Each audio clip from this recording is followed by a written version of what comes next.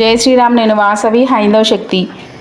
ముందుగా ఏప్రిల్ 22వ తారీఖున పెహల్గాంలో జరిగిన ఉగ్రదాడికి బలైన అమాయక హిందువులకు హైందవ శక్తి ఘన నివాళి.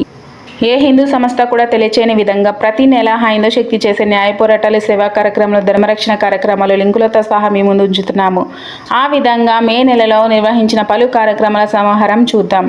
1వ తారీఖున మన 2 తెలుగు రాష్ట్రాలలోని 3 వేరు ప్రాంతాలలో మొదలుపెట్టి నిర్విరామంగా 114 వారాలుగా సూర్యారాధన కార్యక్రమం జరుగుతుంది. 3వ తారీఖున ఉగ్రదాడిపై తప్పుడు ప్రచారం చేస్తున్న కోమలి అంబేద్కర్ భర్తని నిలదీసిన హైందవ శక్తి ప్రసాద్ గారు. 5వ తారీఖున హైందవ శక్తి నల్గొండ జిల్లా అధ్యక్షులు సురకారపు యాదగిరి గౌడ్ ఆధ్వర్యంలో కర్ణాటక మంగళూరులో బజరంగ్ దళ్ కార్యకర్త సుహాస్ శెట్టి గారి హత్యను ఖండిస్తూ సంతాపం తెలియజేయడం జరిగింది. 6వ తారీఖున మచిలీపట్నంలో విచ్చలవిడిగా అక్రమ క్రైస్తవ మత ప్రచార కూటముల పోస్టర్లు, ఫ్లెక్సీలు మున్సిపల్ కమిషనర్ గారికి ఫిర్యాదు చేయడం జరిగింది. 7వ తారీఖున మన 2 తెలుగు రాష్ట్రాలలోని 3 వేరు ప్రాంతాలలో మొదలుపెట్టి నిర్విరామంగా 115 వారాలుగా సూర్యారాధన కార్యక్రమం జరుగుతుంది.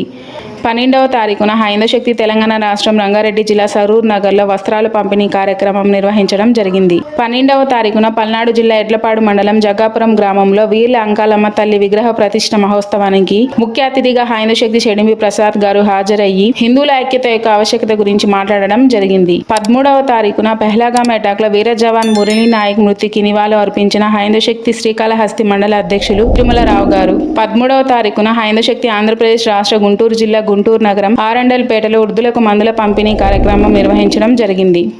15వ తారీఖున మన 2 తెలుగు రాష్ట్రాలలోని 3 వేరు ప్రాంతాలను మొదలుపెట్టి నిర్విరామంగా 116 వారాలుగా సూర్యారాధన కార్యక్రమం నిర్వహిస్తుంది. 16వ తారీఖున జిల్లాల వారీగా హైందవ శక్తి ప్రతినిధులు 47 వారాలుగా స్వాతంత్ర సమరయోధుల అల్లూరి సీతారామరాజు మరియు మరాద్ ఉచకోత కరపత్రాలు పంచడం జరిగింది. 17వ తారీఖున ఆపరేషన్ సింధూర్ విజయాన్ని పురస్కరించుకొని అనంతపురంలో నిర్వహించిన తిరంగా యాత్రలో పాల్గొన్న హైందవ శక్తి అనంతపురం జిల్లా అధ్యక్షులు యనమల శ్రీనివాసరావు గారు. 20వ తారీఖున కృష్ణా జిల్లా పెనమలూరు మండలం పెద్దపులిపాక గ్రామంలో శ్రీనగర్ కాలనీలో చర్చి నుంచి వస్తున్న శబ్ద కాలుష్యానికి కలెక్టర్కు లిఖితపూర్వక ఫిర్యాదు సమర్పించడం జరిగింది. 22వ తారీఖున హైందవ శక్తి నంద్యాల జిల్లా డోన్ మండలం డోన్ పట్టణంలో అక్రమ చర్చి నిర్మాణాన్ని నిలువరించిన హైందవ శక్తి.